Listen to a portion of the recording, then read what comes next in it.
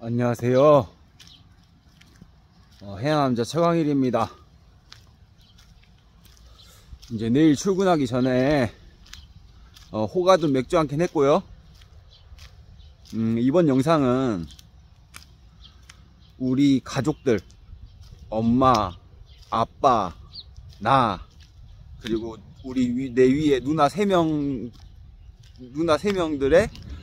결혼 생활, 인생을 살면서 이렇게 터득한 거에 대해서 해양남자 최광일, 광일이라는 나란 사람을 기준으로, 우리 가족을 기준으로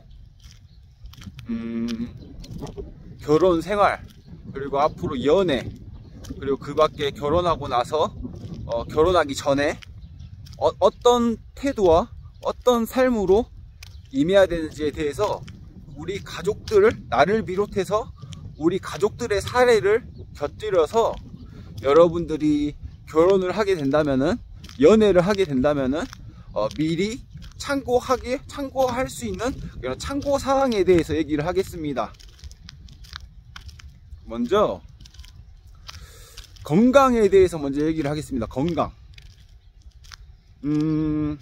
저는 시한부라는 거를 정확하게 중학교 2학년 3학년 때 우리 아버지를 통해서 경험을 했습니다. 사람이 시한부 판정을 받는다는 게 어떤 건지에 대해서 저희 아버지가 정확하게 제가 중학교 2학년 3학년 때 간경화에서 간암으로 가는 직전에 병이 발견되고, 그런 상황에서 시한부 판정을 받고 사는데, 여러분들이 앞으로 결혼을 하게 되거나 연애를 하게 되면은 남편이 됐든 부인이 됐든 누군가 한 명은 결국에 병에 걸릴 수 있는 거는 현실적인 부분이거든요. 근데 그 똑같은 병이어도, 똑같은 시한부여도 죽는 사람과 죽지 않는 사람의 차이를 저는 아주 어려서부터 터득을 했습니다. 꼭 이게 100% 맞는 진리도 아니고 100% 맞는 정답도 아니지만, 병에 걸려서 죽는 사람은요,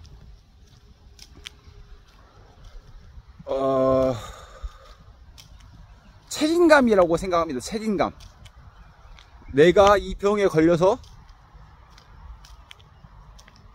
시한부 판정을 받더라도 죽어서는 안 되는 이유, 혹은 죽으나 사나 별 차이가 없는 사람, 이 차이가 병에 걸려도, 똑같은 병에 걸려도 죽는 사람과 죽지 않는 사람의 차이입니다. 그래서 여러분들이 결혼을 하게 되거나 연애를 할 때 굳이 내 남자친구가, 내 여자친구가 어떤 좀 중증 질환이 있고 지병이 있다 해서 무작정 거부하고 거절하지 마세요. 병은 누구나 걸릴 수 있거든요. 70에 걸릴 수도 있고 50에 걸릴 수도 있고 30에 걸릴 수도 있어요. 근데 병에 걸려도 죽지 않는 사람들의 특징은 죽어서는 안 될 이유가 너무나도 많은 사람들입니다. 죽어서는 안 될 이유. 이 죽어서는 안 될 이유라는 거는 제 아버지라던가 저 같은 경우를 예를 들어서 책임감이에요. 책임감. 내가 지금 이 순간 죽어서는 안 되는 이유가 많은 사람들이 있잖아요. 그런 사람들은 의학적으로는 해석이 안 되지만 하늘이 기회를 줍니다. 내가 지금 당장 죽어서는 안 될 이유가 너무나도 있기 때문에, 확실히 있기 때문에, 내 딸린 식구들, 또 내가 죽으면 집안이 무너지기 때문에, 그런 책임감과 어깨가 무거운 짐이 있는 사람들은 병에 걸려도 죽지 않는다기보다는 쉽게 죽을 수 없습니다. 그런 사람들은 저희 아버지 같이 어떻게 되든지 간에 그렇게 이겨내고 병을 가지고도 굳건하게 살아갑니다. 그리고 병에 걸려서 죽는 사람들은요, 특징이 있어요. 사람이 죽을 때가 되면요, 영혼이 먼저 빠져나가고, 그리고 몸이 서서히 사그러듭니다. 영혼이 빠져나간 눈은요, 똑같은 병에 걸려도 눈동자에 희마리가 없어요. 눈동자에. 그래서 여러분들이 행여나 어떤 남자친구와 여자친구와 결혼을 계획하고 있는데 그 남자친구가 병에 있다 그러면은 그 눈동자를 잘 확인하세요. 눈동자. 병은 있더라도 살 사람은 그 눈에 힘이 가득합니다.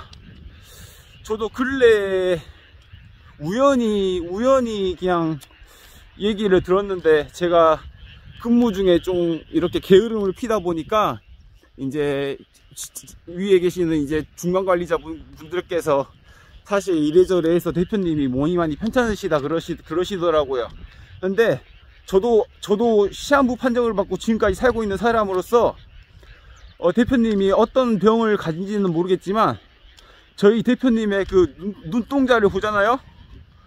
힘이 가득해요. 힘이.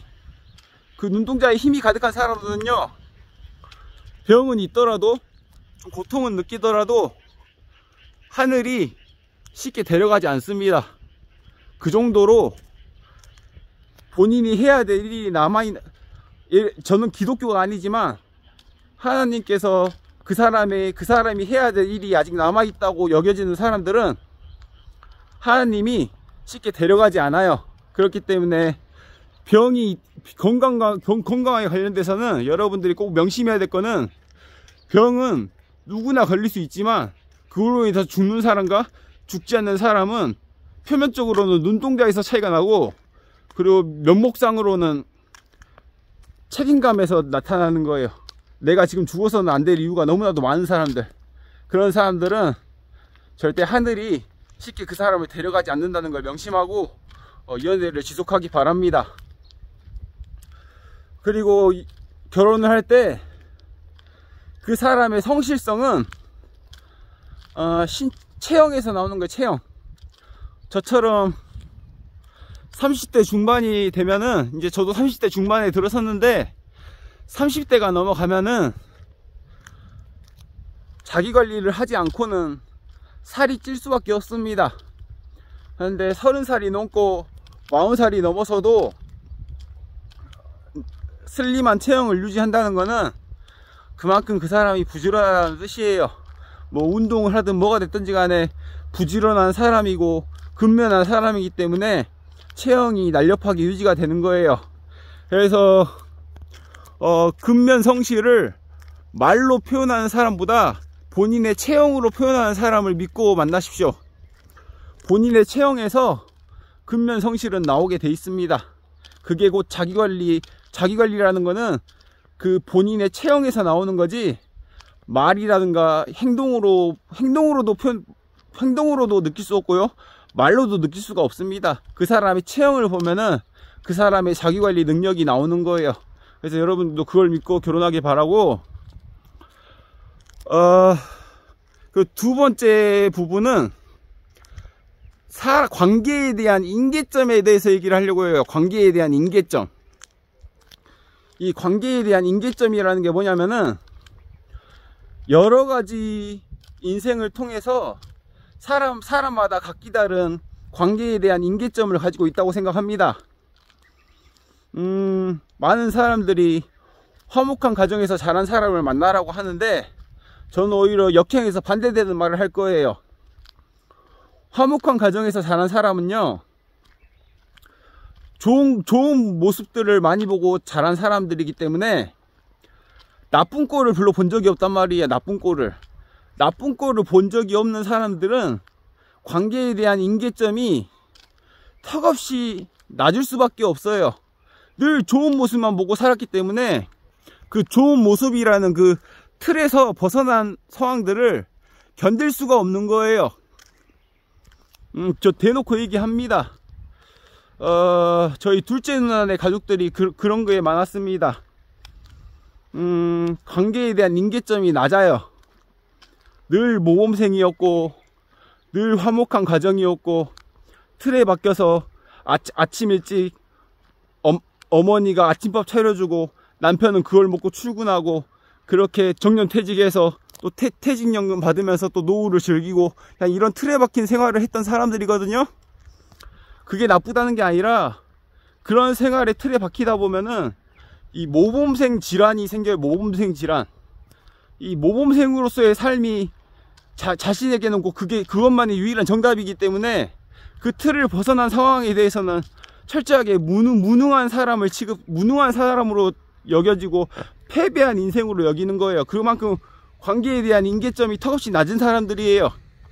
이걸로 인해서 무너진 사람이 저희 둘째 매형입니다. 저희 둘째 매형이고, 개인적으로 전 그렇게 생각합니다. 관계에 대한 인계점이 그 모범생 질환으로 인해서 본인이 알고 있는 거에 대한 확신 때문에 인계점이 낮기 때문에 그렇게 못 견디고 그렇게 사는 거예요. 그래서 여러분들도 막 화목한 가정, 막 모범생, 뭐 아침 일찍 일어나서 아침밥 먹고 그 출근한 다음에 열심히 일하고 그렇게 수십 년간 열심히 살아서 집 한 채 마련하고 그 집 한 채 마련한 다음에 퇴직금 받아서 또 퇴직금으로 열심히 노후 즐기고, 그냥 이런 아주 일반적인 이런 대한민국 사람들이 가지고 있는 이런 평균적인 사상으로만 사는 사람들을 여러분들이 그게 자기랑 맞다 하면 그런 사람하고 결혼하는 건데, 근데 사람이 살다 보면은 꼭 절대적 진리가 없기 때문에 그런 모범생 질환으로서 그렇게 인계점이 낮은 사람들은 결국에 그 질환으로 인해서 결국에 무너질 수밖에 없습니다. 그거가 잘 맞는 사람과 만나는 게 맞지, 그 인계점과 상관없는 그 본인들이 만든 벽과 벽을 뛰어넘는 생각을 가지고 사는 사람들과는 결국에는 늘 한계에 붙을 수밖에 없습니다. 이런 부분에 있어서 저희 큰매형 같은 경우는 종교적 신념으로 인한 인계점이 강한 것 같습니다. 둘째 누나 내 식구들과는 뭐 비교도 안 될 정도로 저희 큰 누나라는 사람은 동생인 나조차도 참을 수가 없을 만큼, 감당하기가 힘들 만큼 그렇게 막말로 모자란 사람입니다. 모자란 사람인데, 또 큰매형 같은 경우는 누가 봐도 이혼을 해야 될 사람인데, 내가 큰매형이어도 이혼을 하는 게 맞는데, 저는 이 부분에서 종교의 힘이 그렇게 크다고 생각합니다. 종교의 힘. 사랑이라는 게, 사랑이 물씬 이렇게 끌어올라서 사랑하는 거는 누구나 할 수 있지만, 사랑할 수 없는 거를 사랑하게 만드는 게 예수님의 보혈이라고 생각합니다. 저는 개인적으로. 사랑이 이렇게 쏟아서 사랑하는 거는 종교가 없는 사람도 사랑할 수 있어요. 근데 저희 큰매형네 집안은 집 자체가 교회입니다. 저희 사돈댁 자체가 교회를 지은 집이고, 목사님이시고 다 교회 사람들인데, 예수의 보혈이라는 거는 거기서 나온다고 생각합니다. 사랑할 수 없는 거를 사랑하고 보듬어주는 마음. 저는 큰매형이 거기서 저희 둘째 매형과는 근본이 다른 사람이라고 생각합니다. 뭐 경제적인 조건이 어떻든 뭐가 됐든지 간에 명목상의 표면상의 조건은 누가 봐도 둘째 내 식구들이 낫지만, 저희 큰매형네, 저희 큰누나네 식구는 예수님의 보혈을 뼛속 깊이 이해하고 있는 사람들이라, 사랑할 수 없는 거를 사랑으로 감싸주고 보듬어주고, 내 엄마 아빠 친동생도 포기한 누나를 그렇게 가족으로서 보듬어주고 사랑해주고, 사랑이 부족해서 그런다고 감싸주고 그럽니다. 그거에 있어서 내가 막내 동생으로서 진심으로 큰매형에게 감사합니다. 그래서 특별한 이유가 없이 이렇게 가정이 힘들어진 둘째 누나네도 있지만, 누가 봐도 망해야 되고 이혼해야 될 가정인 첫째 누나네는 지금도 열심히 잘 살고 있습니다. 자식 3명이나 낳고. 그래서 내가 늘 큰매형한테는 엎드려 절하고 싶은 마음으로 감사하게 생각합니다. 제가 이런 말을 하는 이유는, 여러분들이 저희 집안 사람들의 사례를 듣고 결혼을 할 때 어떤 마음가짐, 어떤 예시를 보면서 어떤 태도를 가지면서 결혼해야 되는지를 예시를 드는 겁니다.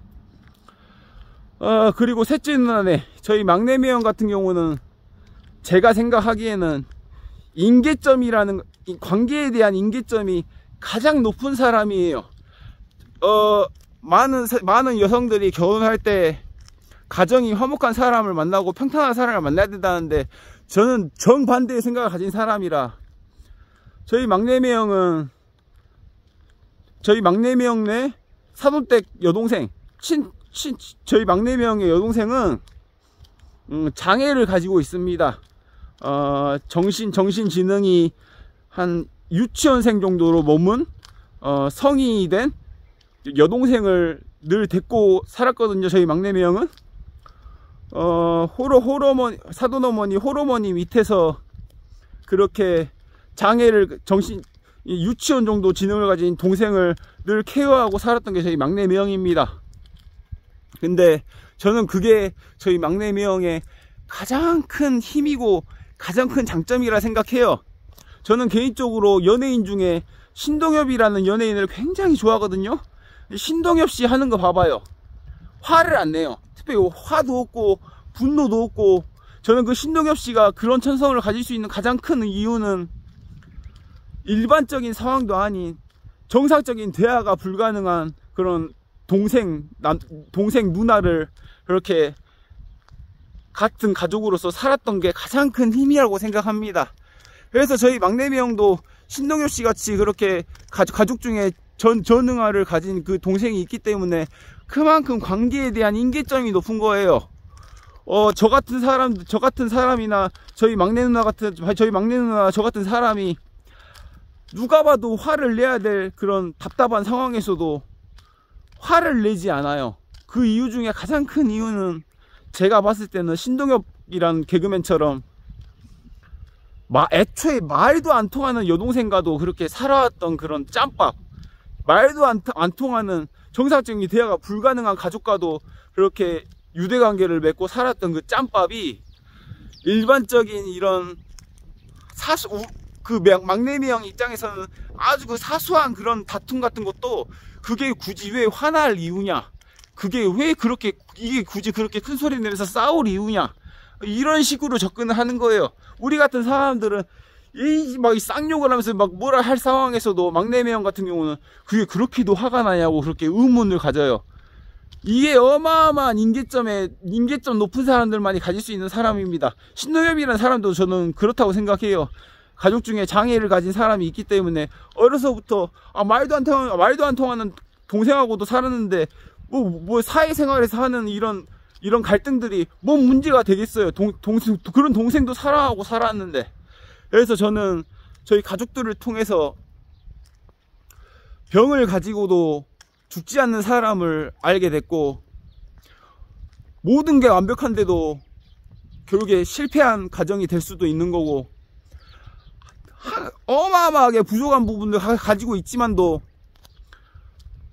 그게 되려 본인의 장점이 돼서 성공적인 가정을 꾸릴 수도 있는 거고, 또 특별히 뭐 모난 데가 없어도 우리 가족 때문에 모난 꼴을 보는데도 예수의 보혈이라는 그 종교적 신념을 확실하게 갖고 있기 때문에 사랑으로 보듬어주는 가족도 있고.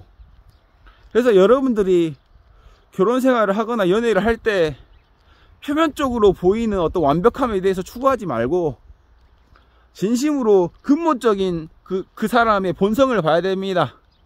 그 사람이 중증 질환을 가지고 있다 하더라도 눈빛을 보면서 살 사람인지 죽은 사람인지를 직관할 수 있는 거고,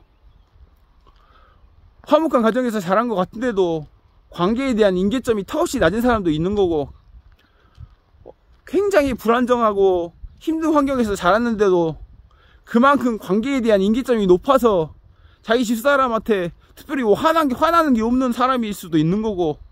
그렇기 때문에 객관적으로 뭐 부모를 보면서 자식을 보는 게 아니라, 전 그걸 믿지 않습니다. 그 사람의 부모를 보면 자식을 볼 수 있다는 게 보다 그 사람이 살아온 과정을 보면서 그 과정을 통해서 그 단점이 장점이 될 수 있는지, 그 사람의 가지고 있는 취약한 단점이 장점이 될 수 있는 사람인지를 명확하게 보는 게 중요합니다. 그래서 결론적으로 제가 오늘 얘기하고 싶은 거는, 저희 집안 사람들을 예를 들어서 장점이 아니라 그 사람이 가지고 있는 단점이 장점처럼 보일 수 있는 사람을 만나야 된다는 거예요. 단점은 누가 봐도 단점이에요. 하지만 그 단점이 장점으로 보이는 사람은 믿고 만나십시오. 뭐 건강상의 문제든 간에 뭐 여러 가지 뭐 집안의 불안정한 그런 구조가 됐든지 간에 어떠한 단점도 그 상대방이 단점이 장점으로 보이면은 결혼을 하고, 장점이라 하더라도 그 장점이 단점처럼 보이는 사람은 절대 결혼하지 마세요. 이게 저희 누나 3명이 결혼하면서 느낀 제가 동생으로서 느낀 노하우입니다. 장점이라 해도 그게 단점이 될 수가 있는 거고, 단점이라 해도 그게 장점이 될 수 있는 거예요. 그래서 여러분들은 꼭 결혼을 할 때 어떤 리스크가 있던지 간에 그 리스크가 장점이 되는 사람을 만나십시오. 그러면은 그 수많은 단점들이 장점화가 돼서 여러분들을 행복하게 만들 겁니다. 이게 저희 가족들이 살아온 인생입니다. 그래서 오늘 영상 여기서 마칩니다. 감사합니다. Bye. See you later.